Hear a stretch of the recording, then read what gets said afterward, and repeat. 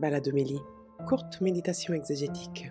Bienvenue pour ce quart d'heure de balade en exégèse. Je suis Éric Morin du service biblique Évangile et Vie et je nous propose de méditer ensemble pendant un petit quart d'heure sur les textes de dimanche prochain, 7e dimanche du temps ordinaire.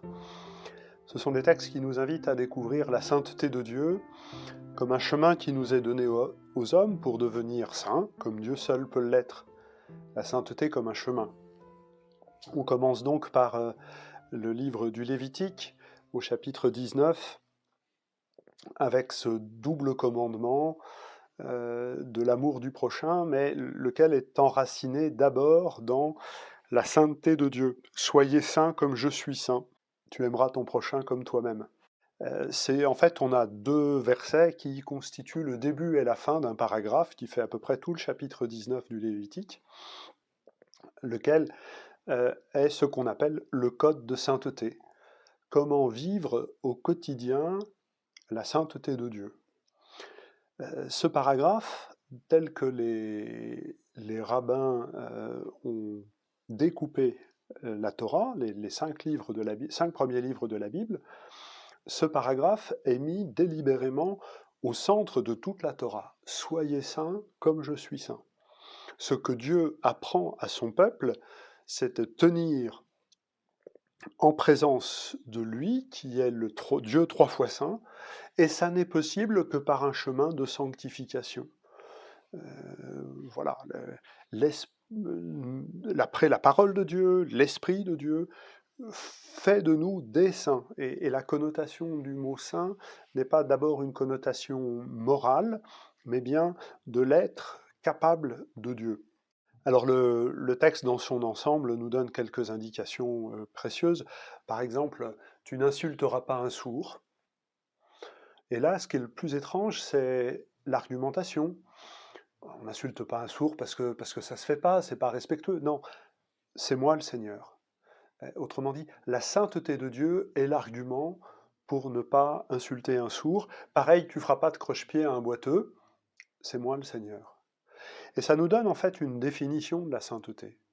Dieu est saint, il est donc tout autre, radicalement différent de tout ce que l'on peut penser, mais cette radicale altérité de Dieu ne l'empêche pas, bien au contraire, c'est une capacité à accueillir la fragilité de qui est en face de lui. La sainteté, comme Dieu seul est saint, c'est rester soi-même en accueillant la fragilité de l'autre. Deux éléments qui vont de pair. Et ça se réalise de manière éminente, il y a comme un point culminant avec « tu aimeras ton prochain comme toi-même ». Ce commandement vient après un certain nombre de prescriptions qui mettent le croyant dans une logique de désarmement de la violence.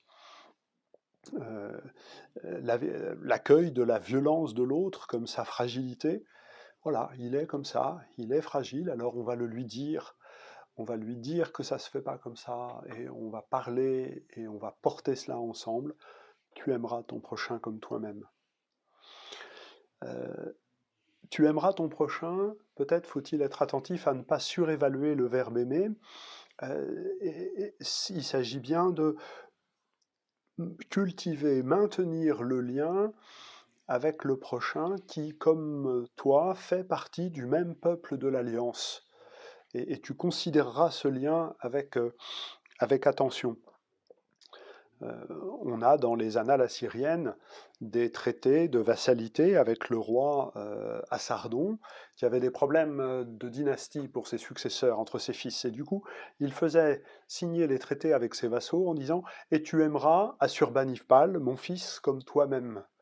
Donc on voit bien qu'il s'agit, le verbe aimer prend ici le sens de prendre soin d'une relation d'alliance. Mais, bien évidemment, la Bible, en cet endroit comme en d'autres, opère une véritable démocratisation. Il s'agit de aimer non pas le roi, non pas le fils du roi, mais le prochain. Celui qui, comme toi, bénéficie de la même alliance, qui, comme toi, est appelé à la sainteté, et qui, comme toi, a des fragilités qui ne sont pas nécessairement les tiennes.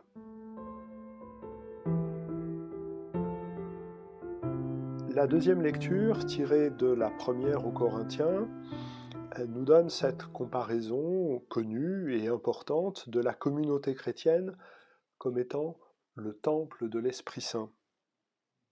Voilà ce que nous sommes. Cette présentation vient en conclusion de toute la catéchèse, de toute la réflexion que Paul fait sur les apôtres. Voilà. Et il s'agit de ne pas diviser. Paul utilise cette comparaison de la communauté comme temple pour une mise en garde. Ne détruisez pas le temple. Détruire le temple, c'est diviser la communauté. On va expliciter cela dans quelques instants. Et donc, ne vous divisez pas à travers des querelles au sujet des apôtres.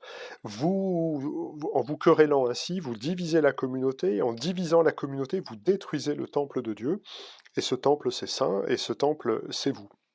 Alors, quelle est l'importance de cette comparaison?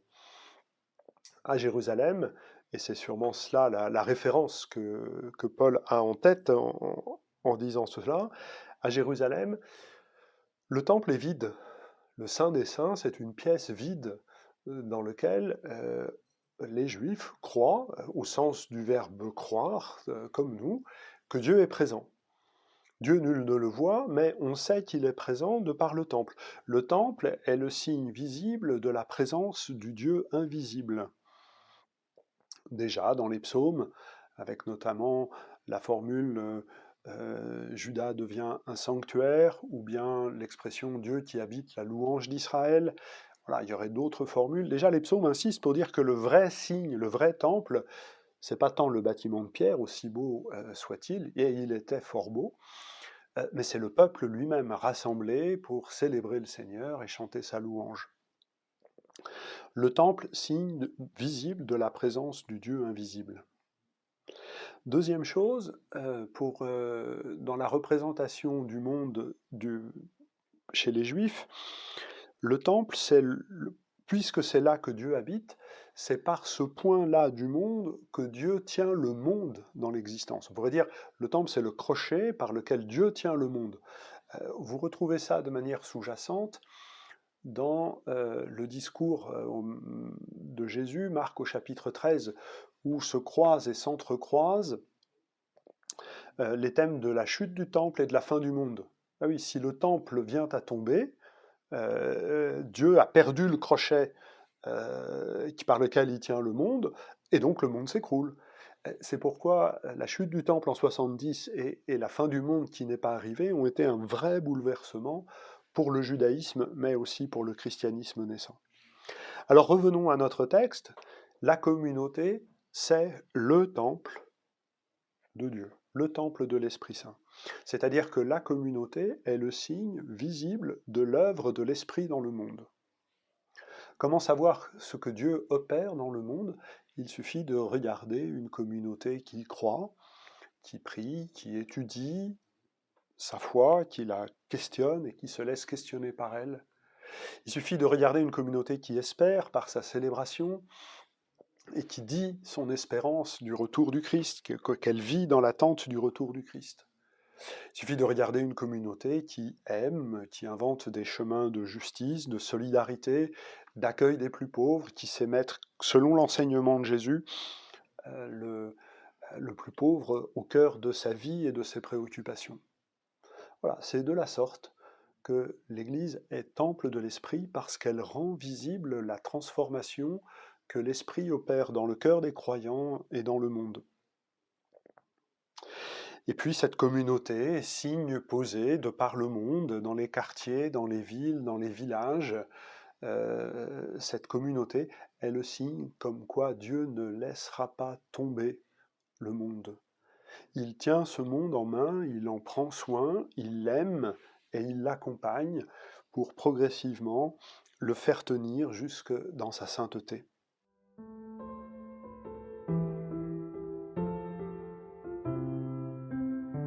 Avec l'Évangile, nous retrouvons les antithèses. Il y en avait 3 la semaine dernière. Il y a les 2 dernières antithèses qui constituent le chapitre 5 de l'Évangile selon Matthieu, la fin de l'Évangile, chapitre 5 de l'Évangile selon Matthieu.